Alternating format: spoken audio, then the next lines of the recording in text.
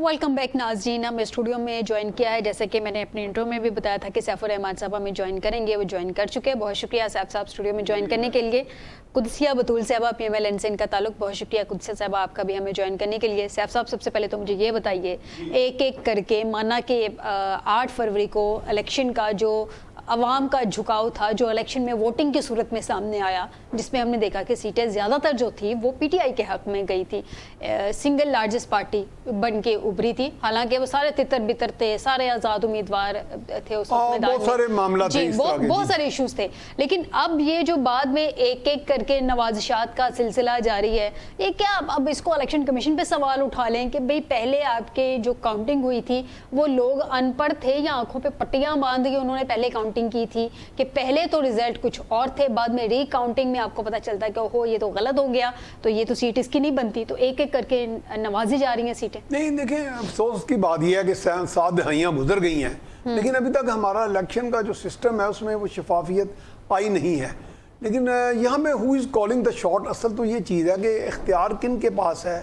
हम डी ज्योरे और de facto की डेफिनेशंस में उलझे हुए हैं और इख्तियार कोई और इस्तेमाल कर रहा होता है। और बात अभी इब्तदा में आप कोई बात मैं सुन रहा था आपकी मुसर्रत साहबा के, जिसमें आपने कहा कि सियासतदान आपस में अगर मुंतखब नुमाइंदे होने के नाते अगर आपस में इकट्ठे हो जाते तो काफ़ी हद तक वो फोर्सेस जो इसमें इंटरवेन करती हैं बार बार और अपने इख्तियारात को ओवरस्टेपिंग देयर अथॉरिटी वो इस तरह इस्तेमाल करती हैं कि जी हमारे मतलब का ये डिस्पेंसेशन नहीं है और हम चाहते हैं कि ये इस तरह हो। अच्छा, चूँकि जब आप अपनी ख्वाहिशात की तकमील के लिए अथॉरिटेरियन एक सेटअप को या एक टूल इस्तेमाल करेंगे तो फिर यही चीज़ें सामने आएंगी ना, कभी आपको शिकायत तो रहेंगी, कभी टूल बन जाएंगे, फॉर्म 45 हो जाएगा, कभी फॉर्म 47 हो जाएगा। ये प्रॉब्लम्स तो फिर तब ही है, इसका काउंटर करने का वक्त है कि काउंटर यही है कि वो अवाम की ताकत के जो नुमाइंदे हैं, अवाम को जो अक्कासी करते हैं अवाम की उमंगों की,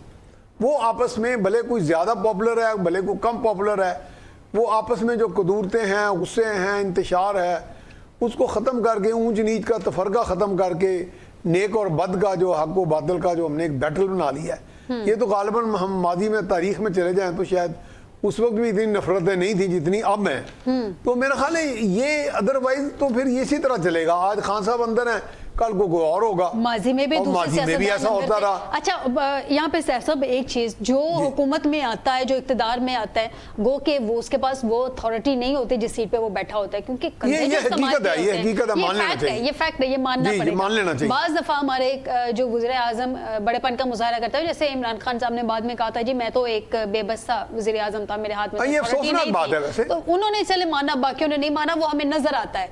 लेकिन ये जो मुझे ज्यादा मायूसी हुई कि वो इतने पॉपुलर थे या इतने वो खुद को हीरो समझते थे या लोग समझते थे। सियासतदानों को क्यों नहीं समझ आते साहब, वो क्यों नहीं इस चीज को अंडरस्टैंड करते कि अगर हम आपस में बैठ जाएं तो फिर ये यहाँ पे बुनियादी देखें जी, जब आप अपनी जात को बहुत ज्यादा बुलंद सतह पे देखेंगे और समझेंगे कि जी हम प्रैग्मेटिक पॉलिटिक्स नहीं कर सकते, रियलिस्टिक, कि बस मैं हूँ और बाकी कोई कुछ नहीं, वो कोई भी हो, भले खान साहब हो, भले नवाज शरीफ हो, भले शहबाज शरीफ हो, भले वो आसिफ अली जरदारी हो, तो इसमें कॉम्प्रोमाइजेस कह लें या गिव एंड टेक कह लें, सियासत तो नाम है। मैं तो कहता हूँ, लोग कहते हैं आर्ट ऑफ द पॉसिबल, मैं तो कहता हूँ आर्ट ऑफ द प्रैक्टिकल। आप हैरान होंगी, जब जरदारी साहब पहली मरतबा सदर थे, उन्होंने हमें खाने पे 7-8 एडिटर्स को बुलाया इस्लामाबाद ऐवान सदर में, तो उन दिनों भी कोई इस तरह का टर्मोइल चल रहा था। तो मैंने जरदारी साहब को चुपता सा सवाल किया, मैंने कहा जरदारी साहब ये बड़े क्राइसिस हैं, how will you handle it? तो कहते हैं देखिए साईं, एक घर में 7-8 अफराद होते हैं, आपस में झगड़े भी हो जाते हैं, कई कन्फ्लिक्ट्स होते हैं, तो क्या करना चाहिए? मैं क्या आप बताएं? कहते हैं फिर यही है कि सबको साथ लेके चलना है।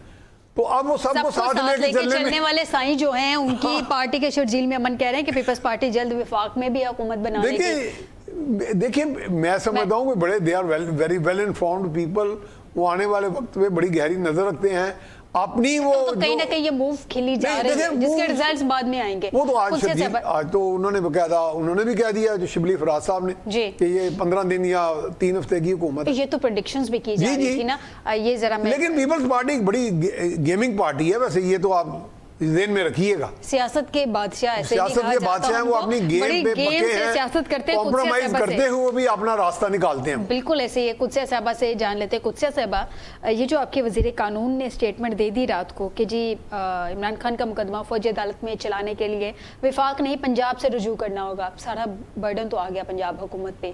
پنجاب حکومت کی کیا سوچ ہے؟ واقعی یہ بھجوا رہے ہیں, اجازت دے رہے ہیں اگر ان سے اجازت مانگی جاتی ہے؟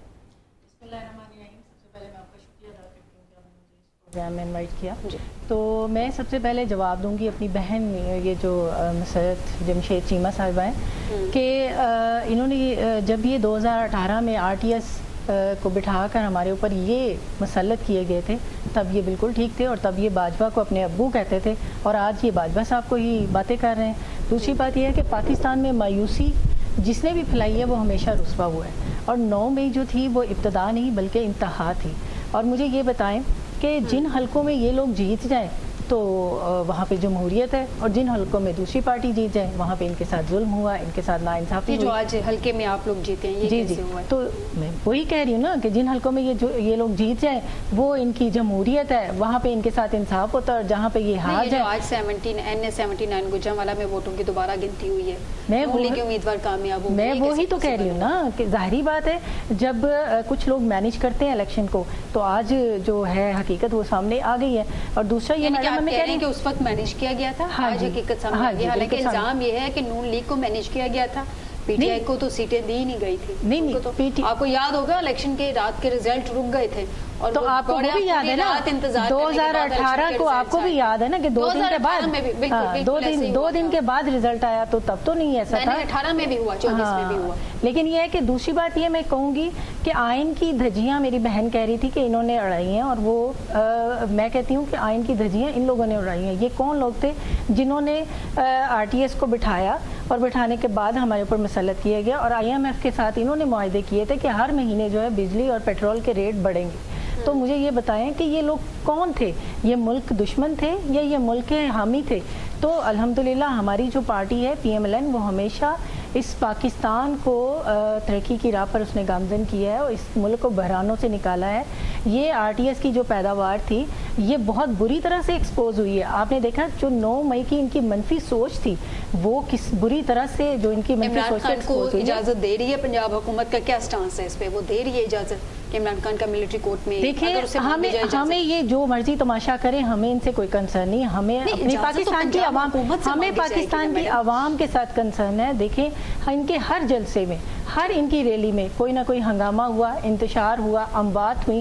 یہ آپ سب کے سامنے. اگر یہ لوگ اس چیز کو کرتے ہیں کہ بھی ہم لوگ اس طرح کا کوئی معاملہ نہیں کریں گے, تو سب سے بڑھ کر یہ دیکھیں نا کہ یہ جو آخری ان کا 9 مئی والا تھا یہ کم تھا. یہ انہوں نے کیا اس ملک کے شہداء کے ساتھ کیا کیا, انہوں نے اس ملک کی فوجی تنصیبات کے ساتھ کیا کیا. انہوں نے شہداء کے مجسمے جو ہیں ان کو جلایا, ان کو توڑا. تو میرے خیال میں تو یہ معافی کے قابل نہیں ہے. لیکن یہ ہے کہ پھر بھی ہماری جو حکومت ہے اس کی میں سمجھتی ہوں کہ وہ میں ان کو پھر بھی سمجھتی ہوں کہ ان کی گریٹنیس ہے کہ وہ ان کو جو ہے اجازت دے رہے ہیں. سے بھی جان لیں. سیف صاحب, یہ معاملہ تو پنجاب حکومت کی اجازت سے مشروط ہو گیا ہے کہ پنجاب حکومت کی جو پروسیکیوشن برانچ ہے اس کی اجازت طلب کی جائے گی. اب یہ معاملات کو اگر جوڑا جا رہا ہے جس طرح سے جنرل فیض حمید کے ساتھ, اور اسی سمت میں 9 مئی کے واقعات کو سمت میں PTI کو یا بانی PTI کو اس کے ساتھ جوڑا جا رہا ہے ان معاملات کو, تو آپ کو لگتا ہے کہ یہ جو فیلڈ جنرل کورٹ مارشل ہیں وہ جنرل فیض کے ساتھ ساتھ عمران خان کو بھی اس سب میں بلا سکتے ہیں؟ نہیں, میرا خیال ہے آپ کے ذہن میں ہوگا کہ ابھی بھی سپریم کورٹ کا ایک ریسٹریننگ آرڈر موجود ہے ملٹری ٹرائلز کے حوالے سے, جس میں سیولینز کا ملٹری ٹرائل جو ہے, لیکن ابھی تک حتمی فیصلہ نہیں آیا. جی حتمی فیصلہ نہیں آیا, لیکن ریسٹریننگ آرڈر ان پلیس ہے. اس کی موجودگی میں ان کے فیصلہ نہ آنے تک ابھی تک کوئی ملٹری ٹرائل کسی کا ہو نہیں سکے گا. یعنی کہ وہ آپ انیشیٹ کر سکتی ہے پنجاب حکومت, چونکہ پروزیکیوشن تو انہی کے پاس ہے نا جی, صوبوں کے پاس ہوتی ہے کہ وہ جی اگر کسی پہ کرمنل ٹرائل کرنا ہے تو وہ کہہ سکتی ہے کہ ہم انیشیٹ کر سکتے ہیں. میرا ذاتی خیال ہے کہ اس میں شاید ایسے نہیں ہے کہ یہ بالکل ہی پنجاب, ویسے تو آپ کو پتہ ہی ہے کہ یہ اعظم نذیر طارڑ صاحب کی سٹیٹمنٹ ہے. جی اعظم نذیر طارڑ صاحب منسٹر ہیں وفاق کے. دیکھیں ہمارے کچھ انہوں نے تو اپنے بالکل ہی پڑ جہاز, جی ہمارے کچھ جرنلسٹ بھائی ایسے ہیں جو منہ میں بھی ڈال دیتے ہیں ایک بات اور پھر ان سے جواب لیتے ہیں. تو پھر وہ اپنے آپ کو ایک ایویزیو قسم کی رپلائز دے دیتے ہیں. لیکن یہ ہے کہ پنجاب گورنمنٹ انیشیٹ کر سکتی ہے, ایک ریکمینڈنگ اتھارٹی کے طور پہ بات کر سکتی ہے, ریکمینڈنگ. تو اس کی اجازت کون دے گا؟ لیکن اجازت تو میرا نہیں خیال کہ ملٹری ٹرائل ملٹری کی کنسنسس کے بغیر ہو سکے. انہوں نے کہا ہے کہ فیلڈ جنرل کورٹ مارشل کو اس مقصد کے لیے پنجاب کی پروسیکیوشن سے میں اس میں ایک آپ کو ایک بات یہ بتانا چاہ رہا ہوں, یہ خبر ہی سمجھ لیں کہ اسٹیبلشمنٹ کے اندر بھی یہ سوچ پائی جا رہی ہے, کیونکہ وہاں بھی انہوں نے یہ دیکھنا ہے, کیونکہ ابھی مسرت صاحبہ نے بھی یہ بات کی تھی کہ جو پارٹی کا ایک پاپولر ووٹ بینک ہے اس کو how can the establishment wish it away, یہ تو نہیں ہوگا نا. تو اس لیے بہت سی چیزیں اپنے خاص ایک مقام پر آنے تک, ہاں اس کا نقصان ہمیں بہت ہو رہا ہے, یہ پریشانی ہے کہ اس کا جو کورولری جو کولیٹرل ڈیمیج ہے وہ بہت بڑا ہے. معاشرے کے اندر ایک انتشار کی کیفیت ہے, بے چینی کی کیفیت ہے اور بے یقینی کی کیفیت ہے. تو وہ فال آؤٹ کو اب ہمیں ایڈریس کرنا پڑے گا, لیکن یہ ہے کہ اتنا آسان نہیں ہے, یہ ساری چیزیں بھی شبیہ ہو جائیں. لیکن سیف صاحب جنرل فیض کا نام آ گیا, ساتھ عمران خان کا نام تو میوٹنی کے زمرے میں نہیں آ جائے گا؟ نہیں, میرا خیال ہے میوٹنی, مجھے لگ رہا ہے کہ میرے اطلاعات تو یہی ہیں کہ میوٹنی کا ان پہ کوئی کیس نہیں بنے گا. کسی سٹیج کے اوپر یہ بریک تھرو ہوگا, کیونکہ ابھی بریک تھرو چونکہ خان صاحب کے بھی اپنے بھی ایک سوچ میں بھی فلیکسیبلٹی نظر نہیں آ رہی. کبھی وہ فلیکسیبلٹی کا مظاہرہ کرتے ہیں, لیکن یہ نہیں ہے کہ وہ ظاہر ہے ان کو زور زبر سے تو نہیں فلیکسیبل بنایا جا سکتا. لیکن ایک سٹیج آئے گی, کیونکہ اسٹیبلشمنٹ کے اندر کچھ ایسی آوازیں اٹھ رہی ہیں کہ چیزوں کو اس طرح ہینڈل کیا جائے. دیکھیں, اگر کسی اور میں کسی ایک ملک کی مثال نہیں دینا چاہتا, وہ ہمارا دوست ملک ہے, اگر 9 مئی جیسا واقعہ ان ممالک میں ہوتا تو ہو سکتا ہے شوٹ ایٹ سائٹ آرڈر بھی ہو جاتا.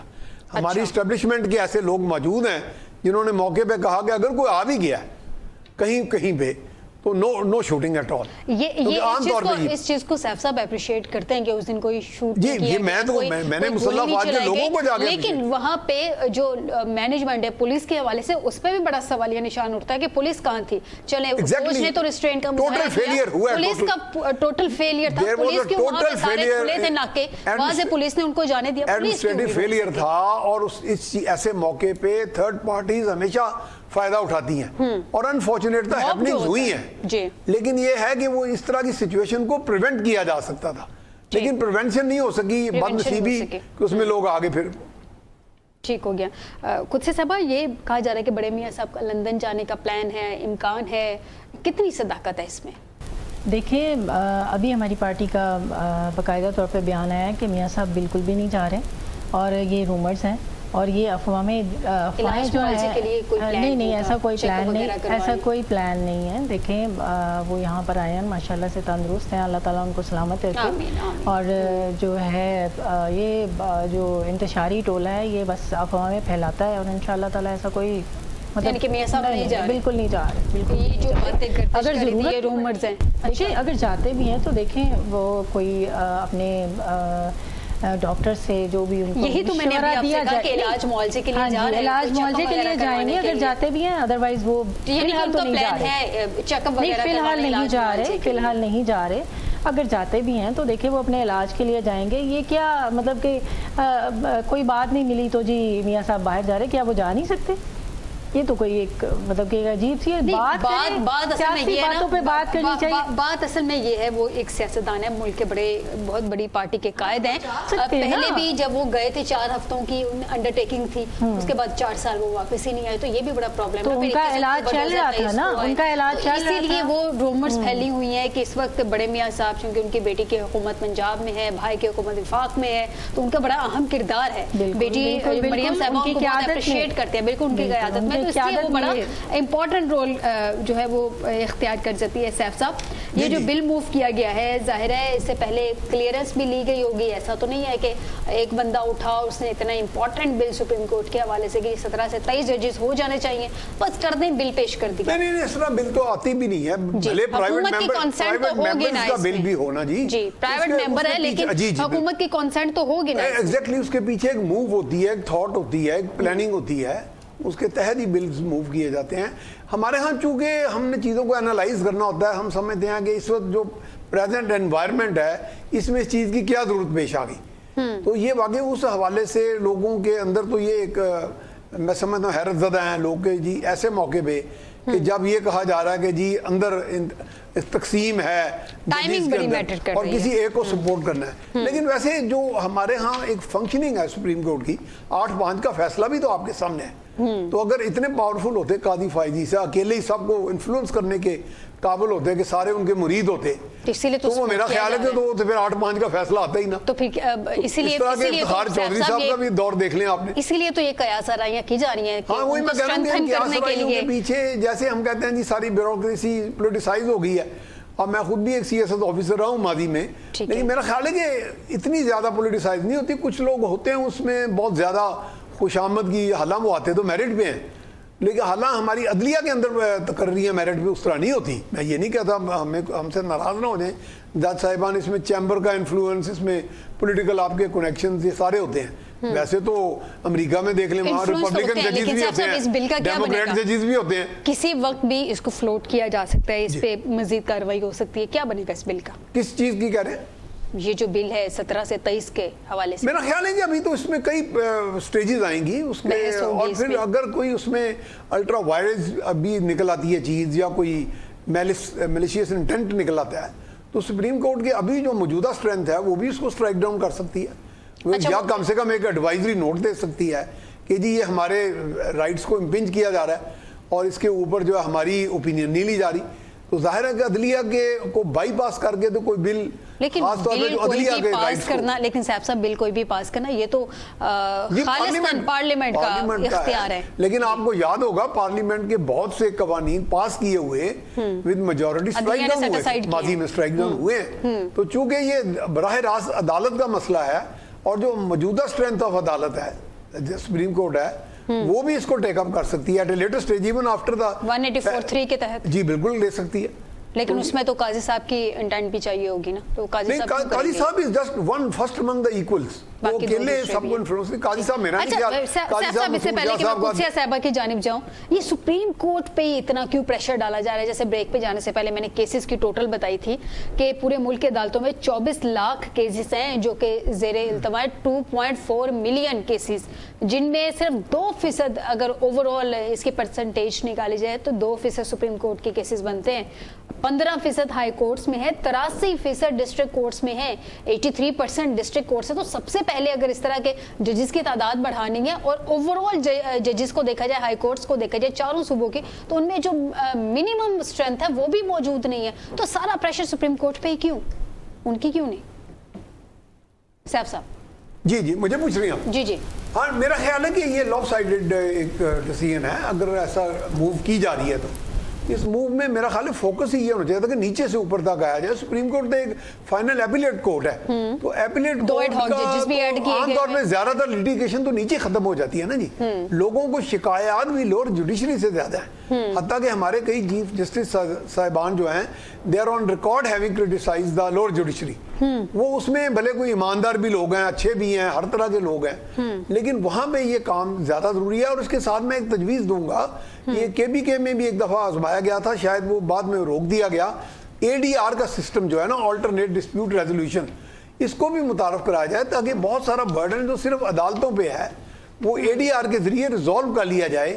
اور کہیں کہیں پہ ہمیں لوگوں کو شکایت ہے کہ ون مین جو ٹریبونلز ہیں یا ون مین جو کورٹس ہیں وہ بہت سارے فیصلے کسی دباؤ میں بھی آگے کر جاتے ہیں, تحریص میں بھی کر جاتے ہیں. وہاں جیوری سسٹم اگر آ جائے تو کہیں کہیں اس کا پائلٹ پروجیکٹس بنا کے ایکسپیریمنٹ کیا جا سکتا ہے. تو میرا گراس روٹ آرٹیکل 175(a)(3) اس کے تحت آلریڈی سپریم کورٹ کے تو اتنا ایزی نہیں ہے ججز میں اضافہ کرنا, تو یہ اس کے لیے ان کو آئینی ترمیم چاہیے ہوگی. میرا خیال ہے آئینی ترمیم چاہیے. ایک ایکٹ کے ذریعے تو یہ اس میں, اور آئینی ترمیم کے لیے ان کے پاس نمبر. اور دیکھیں امریکہ اتنا بڑا ملک ہے, اس کے سپریم کورٹ کے 9 جج ہیں, یہ بھی کوئی اتنی بڑی ایشو نہیں ہے. ایون 16-17 ججز. قدسیہ صاحبہ سے جان لیں. قدسیہ صاحبہ ایک تو پرائیویٹ بل ممبر آ گیا, پرائیویٹ ممبر بل آ گیا, گو کہ حکومت کی رضامندی سے آیا. اس کو تو ہم بالکل بھی کنڈم نہیں کر سکتے کہ حکومت کی اس میں انٹینٹ شامل نہیں ہے, اس کی رضامندی شامل نہیں ہے. لیکن آپ مزید کرنا کیا چاہتے ہیں, مطلب کیا پلانز کیا ہیں؟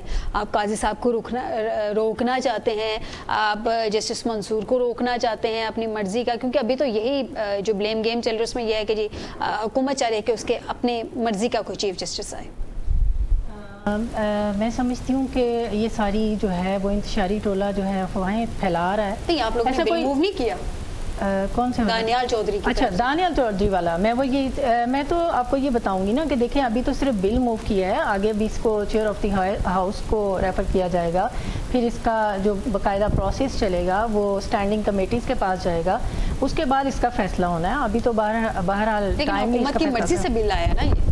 बिल्कुल नहीं। अब दानियाल चौधरी जो है आपको पता ही है कि वो हुकूमत के साथ तो नहीं है, आपको भी तो पता ही है। प्राइवेट मेंबर बिल आया है, लेकिन फिर भी इसमें अगर हुकूमत की, जैसे कि सैफ साहब ने भी कहा कि उसमें इंटेंट नहीं होगी तो डेफिनेटली इतना अहम इम्पोर्टेंट बिल जो है वो नहीं पेश किया जा सकता। मेरे ख्याल में अगर आ भी जाए तो बहुत सारे केसेस जो हैं उसमें सबसे ज्यादा प्रेशर फिर आप लोगों को देखना चाहिए कि जो सेशन कोर्ट्स हैं जहाँ पे 83% जो है वो रेशो है पेंडिंग केसेस की, उस पे ना कि सुप्रीम कोर्ट पे जाना चाहिए, ना कि सुप्रीम कोर्ट पे। सुप्रीम कोर्ट ऑलरेडी बहुत ज्यादा कंट्रोवर्शियल फैसलों के हवाले से हुई है। ठीक, बहुत शुक्रिया दोनों मेहमानों का, उन्होंने मुझे स्टूडियो में ज्वाइन किया।